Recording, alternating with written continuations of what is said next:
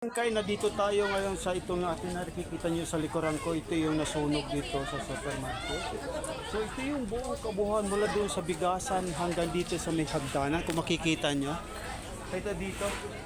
Talagang ito yung nalang yung natira, ito yung kabila. Ito yung kabila yung natira. Yung mga plastika at saka mga tindahan na mga kung ano-ano. Ito, mula dito sa loob, ito yung aking nakikita. Ito yung aking binablog ngayon na araw na ito.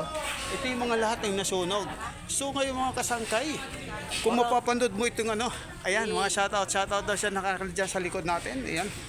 Dito ipapakita ko lang sa inyo mga kasangkay itong ating vlog na ito. So ngayon, ito tayo bigasan. So yung doon sa kabila, papakita natin. Yeah. Tapos ngayon, nandito tayo sa kabila. Ayan, dito. Ayan na. Yung John's store, yun.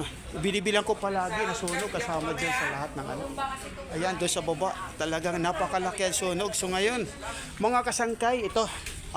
Simula ng araw ng ating vlog, nandito tayo sa palengke ngayon. Ito yung ating mga kaibigan.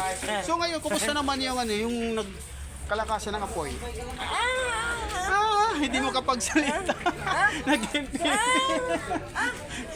Yan mga tropa natin yan.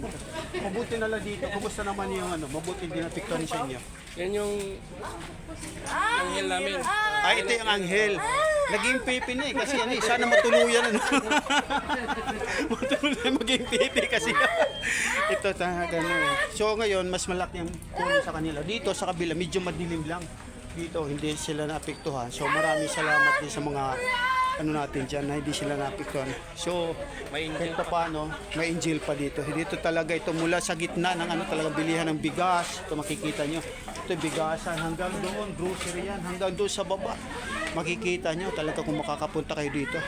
Ito, huwag natin kalimutan kung hindi ka pa nakakapalo, i-follow itong ating vlog na araw na ito.